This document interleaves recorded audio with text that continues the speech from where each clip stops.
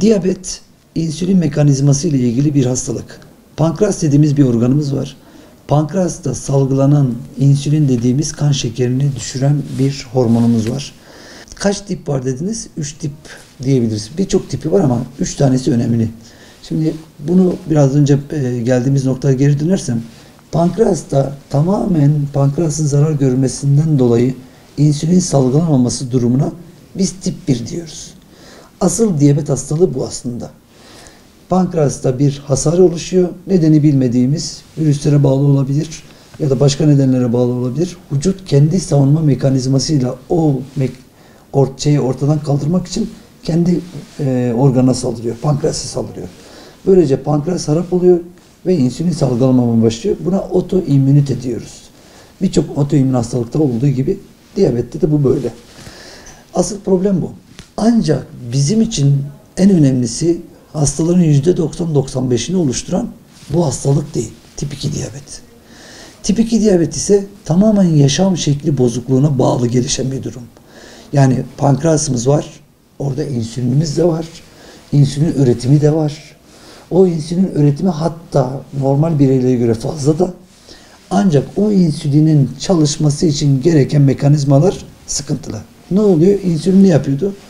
Kastaki glikozu almaya çalışıyor. Yani kandaki glikozu kasa alıyor. Bizim harcamamız gereken, ihtiyaç duyduğumuz enerjiyi sağlıyordu. Ama tip 2 diyabetlerde insülin direnci dediğimiz bir problem ortaya çıkıyor. Bu yüzden ortamda insülin varsa bile vücut onu kullanamıyor. Kullanamadığı için de kan şekeri yüksek seyrediyor.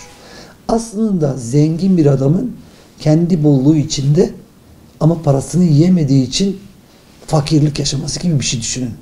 Kanda kan şekeri çok yüksek. OH şekerimiz ama kullanamıyoruz. Kullanamadığımız için de insan gittikçe erimeye başlıyor. Bu ikinci tip 2 diyabet dediğimiz şey. Bir de yine halk içinde gebelik diyabeti dediğimiz, bizim gestasyonel diyabet diye bildiğimiz bir gebelik diyabeti de var. Bu 3 diyabet. Ama bizim için en önemlisi, en üstünde durmamız gereken şey tip 2 diyabet. Niye? Çünkü tip 1 diyabet bir otoimmünite dedik. Bu yapabileceğimiz bir şey yok. Kimlerde çıktığını bildiğimiz bir durum değil. Hastalık çıktığında insülin kullanmak zorundayız. Bu biraz kişinin kaderi diyebiliriz yani. Tamamen rastlantısal, aile geçişi olmayan bir durum. Ama tip 2 irade ile ilgili bir şey. Evet, tip 2'de genetik faktör daha fazla. Ailede tip 2 diyabet varsa o bireyde de tip 2 diyabet oluşma riski fazla. Ancak tip 2 önleme şansımız var. Çünkü tip 2 diyabet tamamen yaşam şekli problemi. Bu son 200 yılın problemi. Son 200 yılın başımıza gelen felaketlerinden biri. Ciddi bir pandemi aslında. İnsanları etkileyen, organlarını kaybettiren ve gittikçe artan maalesef kötü bir hastalık. Ve bunun tek sebebi de başınıza ne geldiyse kendi yaptıklarınızdan dolayı diyen Rabbimin biraz söylediği şeyle aynı aslında. Ne oldu? Biz yememiz gereken, yaşamamız için gereken yemeği artık yemek için yaşamaya dönüştürdük. Ne oldu? Gıdayı, ekini ifsad ettik. Gıda bozuldu, ekin bozuldu. Artık yiyeceklerimiz doğal değil. Ve bizim hareket alanlarımız daraldı. Artık her şey otomatizite oldu. O yüzden hareket etmiyoruz. Çok yiyoruz. İhtiyacımız olduğu için değil, zevk için yiyoruz. Canımız çektiği için yiyoruz. Daha önce bir yemek bulabilmek için insanlar binlerce yıl, 10 binlerce yıl ne yapardı? Ya bir hayvan yakalardı, hayvan avlardı ya da meyvesini, sebzesini ekerdi, onu toplardı, onu yerdi. Ama şu anda bu durum böyle değil. Biz ne zaman istesek buzdolabımız var, marketler var. İstediğimiz gıdayı istediğimiz yerden alabiliyoruz. Acıktığımız için değil, canımız çektiği için yapabiliyoruz. Ve düşünsenize, siz aslında hayatınızı sürdürebilmek için gereken enerjiyi karşılamak için yemek yemeye başlarken, şimdi ise tamamen zevkine, keyfine, eğlencesine, hoşuna gittiği için bir yemek tüketicisi konumuna geldiniz. Bu da önemli değil. Bu tükettiğiniz şeylerin hepsi artık doğal değil. Özellikle karbonhidrat dediğimiz şekerin hayatımıza girdiği, ki o da son 200 sene. Bu sanayi şekerinin girdiği dönemden sonra hamur işleri, şeker işlerinin yoğun tüketilmesi, kan şekerimizi yükselten, ani yükselten gıdaların yapılması, işlenmiş gıdaları tüketmemizin artması bizim maalesef bu hastalıkların ortaya çıkmasına sebep olan faktörler. Yani aslına bakarsanız kapitalizm, aslına bakarsanız emperyalizm, diyabette de aynı problem. Bunlar dünyanın başına nasıl ki bela olmuşsa maalesef vücudumuzun başına da bunların öğrettikleri bela oluyor. O yüzden tip 2 diyabet bizim kaderimiz değil, irademiz. Kendi irademizle yapacağımız hareketlilik, sağlıklı beslenme, gıdada işte ihtiyacımız olduğu kadar yeme. Ki hepimizin bildiği gibi yine hem ayet-i kerimede hem hadis-i şerifte de ayet-i kerimede diyor ki yiyin, için, israf etmeyin. Hep bunu şöyle anladık. Yani istediğinizi yiyin, için ama çöpe atmayın. Hayır, o değil. Fazla yediğiniz şey de israftır. Vücudunuzu çöpe dönüştürmeyin. Onun dışında hani bir yine Peygamber Efendimiz hadislerinde bir insanın bedeni düzeltmesi için alacağı gıda yeterlidir. Yani aslında günlük ihtiyacını karşılayacak, kendine hareketini yapacak kadar gıda yeterlidir. İşte ümmetimin en çok korktuğum şeyi işte ileride kilo alması. Ya da yine işte yemek yerken midenizin 1/3'ünü yemeğe, 1/3'ünü sıvıya, 1/3'ünü havaya ayırmanız. Yani bunların hepsi aslında ifadenin kendisi çok önemli değil. Şu ifade ediyor. İhtiyacınız olduğu kadar yiyin ve kendinizi zarara uğratmayın. Fazla yediğiniz şey sizi çöpe dönüştürecek, israfa dönüştürecek. 3 de zevkine yemeyin. Hatta tabii ki meşru daire keyfe kafidir, zevkini de yapacağız. Ama neyi ne kadar yaptığımızı, neyi nasıl yapacağımızı bilirsek. Mesela bizim meyve çok önemli bir öğün. Çok önemli bir besin öğesi. Ve meyveyi bir öğün gibi düşünmemiz lazım. Bizim en büyük sıkıntımız şu. Biz işte zengin sofralarında oturup çorbamızı, yemeğimizi, pilavımızı, salatamızı yedikten sonra üstüne bir de meyve, üstüne bir kuru yemiş, sonra da künefe, tatlı gibi bir şey yiyoruz. Halbuki meyve bir öğündür. Asla tok karnına yenmez. Yenecekse aç karnına yenmesi lazım. Tok karnına alınan meyve tamamen karaciğerde yağlanma yaparak kişinin insülin direncini de artırır. Karaciğer hasarı da oluşturur ve diyabet oluşumunu da artırır. Sonuç olarak az yemek, sağlıklı yemek, helalinden yemek. Bu işin helalinden dediğim şey şu. Anlamda, fıkhi anlamda da helalinden ama bunun ötesinde ihtiyacından fazlası ya da temiz bir gıdanın temiz olması sadece dış görünüşün temiz olması değil. Onun sanayide uğramamış olması. Onun yaratılışa uygun bir şekilde kullanılmış olması da bunun içine giriyor aslında. Aslında biz atalarımızın yaşadığı ya da işte Resullerin söylediği ya da Allah'ın söylediği şekilde yaşarsak zaten diyabet diye bir hastalığımız olmayacak.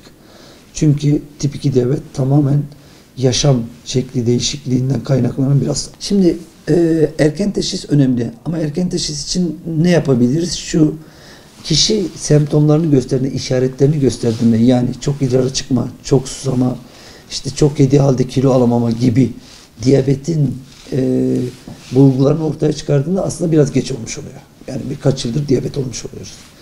Bu yüzden daha erken nasıl teşhis koyabiliriz? Eğer ailesi tip 2 diyabet olan varsa, annesinin, babasının tip 2 diyabet olduğu yıl kaçsa, mesela babam 40 yaşında diyabet olmaya başladı diyorsa, ondan 5 yıl önce kişinin kendini test etmesi lazım. İşte hemoglobin A1C dediğimiz, glikoz dediğimiz bazı tahlillere bakıp daha erkenden teşhis koyması lazım. İkinci de eğer kilo alımımız fazlaysa, vücut kitle indeksi dediğimiz bedenimizin yoğunluğu artmışsa, yağ oranımız artmışsa mutlaka testlerimize bakmamız lazım. Çünkü obezite diyabeti tetikleyen en önemli şey. O yüzden hiçbir şikayetiniz yok. Sadece kilolusunuz. Siz mutlaka bunlara baktırmanız lazım ki erken teşhis koyabilelim. Biz geçmişte son 5 yıldır Avrupa'nın en kilolu ülkesiyiz. Yani obezitede Avrupa birincisiyiz. Ve daha önce ortalama bir durumdayken diyabet durumumuz şu anda Avrupa'nın en fazla diyabet hastası olan yeriyiz yine. Yani öncelikle obeziteyle başlayan bir durum sonra diyabette de artışı gösteriyor. Bu da neyi gösteriyor? Daha önce diyabette normaldik ama obezitede de normaldik. Obezite önce 5 yıl arttı. 5 yılın sonunda artık diyabetimiz arttı. Yani kilolu oldukça şeker hastalığı oluşmaya başlıyor. Şu anda Türkiye Avrupa'nın diyabet oranı en yüksek ve obezite oranı en yüksek ülkesi maalesef. O yüzden erken teşhis için belli bir yaş gruplarında ya da işte kadınlar için daha önce iri bebek doğuranlarda, bir önceki gebeliğinde Eğer gebelik diyabeti geliştiyse mutlaka onların daha erken kontrol edilmesinde. Hipertansiyonu, kolesterol yüksekliği olanların şekerini de mutlaka kontrol etmesi gerektiği. Özellikle kiloları tekrar vurgulayalım. Kiloluysanız diyabet oluşma riskiniz yüksek. O yüzden tip 2 diyabetlerin biliyoruz ki %80'i obez hastalar yani. O yüzden daha erkenden kan şekerinizi kontrol etmenizi öneririz. Şimdi önümüzdeki Cuma günü Dünya Diyabet Günü. Bu Dünya Diyabet Günü'nü kutlamanın ya da bunun etkinliği yapmanın en büyük nedeni de farkındalığı oluşturmak. Çünkü şeker hastalığı öyle bir sinsi hastalık ki son dönemlere gelmeyene kadar sizi çok rahatsız etmeyebilir. Dediğim gibi sadece ağız kuruluğu, işte çok yemek yemek ama kilo vermek, idrara çok çıkmak gibi bazı semptomlar yapabilir. İnsanların çoğu o dönemi çok umursamıyorlar. Tedavi verdiğimiz halde kendi diyetine dikkat etmiyorlar, yaşam şekline dikkat etmiyor, tedavi düzenli kullanmıyor. Ya ben alıştım artık 300'lerde kan şekerim seyrediyor, bir şey olmuyor diyorlar.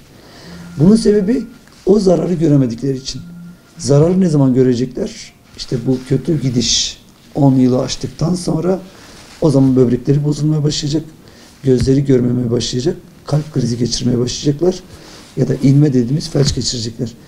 Bu zaman tamam ben bundan sonra şekerime dikkat edeceğim, ilaçlarımı düzgün kullanacağım dediğinizde artık işten geçmiş olacak. Siz sıratı geçtiniz, iş bitti. Bu saatten sonra ben kendimi düzenli halde tedavi olacağım deseniz bile artık gözünüzü kaybettiyseniz, kalbinizi kaybettiyseniz bu saatten sonra işe yaramaz. Önemli olan o sırata gelmeden önceki konumda bütün her şey tedbirini almak. O yüzden başınıza bir hal gelmeden kendi halinizin çaresine bakmamız lazım. Ölmeden önce ölmemiz gerektiği gibi. Bu yüzden sağlıklıyken kıymetini bilip sağlığımızı devam ettirmemiz gerekiyor. Evet. Şimdi diyabet kronik progresif bir hastalıktır. Dediğimiz süregen ve gittikçe riski artan, daha doğrusu problemi daha çok yükselen bir hastalık. Ancak tip 1 diyabet artık o bir otoimmün hastalık olduğu için şu anda tedavisi mümkün değil. Tedavisi mümkün değil derken geri dönüşüm mümkün değil. İnsülinle birlikte insülinlerini düzgün kullanan, yiyeceğine dikkat eden, yine sporunu yapan tip 1 diyabetler normal bir bireyden çok daha uzun yaşar. Çünkü hamur yemiyor, şeker yemiyor, sağlığına dikkat ediyor, egzersiz yapıyor. Eğer dikkat ederse normal, sağlıklı bireyden daha uzun ömürlü olur. Ama dikkat etmezse çok daha erkenden bir sürü rahatsızlığa sebep olur. Ama tip 2 diyabet böyle değil. Tip 2 diyabet özellikle erken teşhis edildiğinde, özellikle ilk zamanlarda yaşam şeklinize dikkat ederseniz, kilo verirseniz, işte sanayileşmiş ürünlerden uzak durursanız, hareketli olursanız tamamen geri dönebilecek bir hastalık. Bu sizin üzerinizden kalkmaz. Nasıl kalkmaz? Siz kilolusunuz, diyabet olduğunuzu gördünüz. Kilolunuzdan dolayı, diyabetten dolayı kilonuzu verdiniz. Kiloyu verdikten sonra şekeriniz düzenlendi.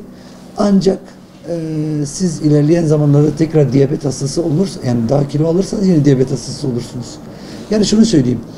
İlk etapta yaşamınız şeklinize dikkat ederseniz, hareketinize dikkat ederseniz diyabeti tamamen kendinizden uzaklaştırabilirsiniz. Ama bir genetik faktörünüz olduğu için bunu sürekli yapmanız gerekecek. Ne zaman bu işten vazgeçerseniz tekrar diyabetiniz oluşabilir. O yüzden tip 2 diyabet kontrol altına alınabilen, tamamen tedavi edilebilen, tamamen hayatınızdan çıkabilen ya da daha da uzaklaştırabileceğiniz, yani sonuçlarını geciktirebileceğiniz bir hastalık. Bu anlamda yaşam şekli değişikliği çok önemli.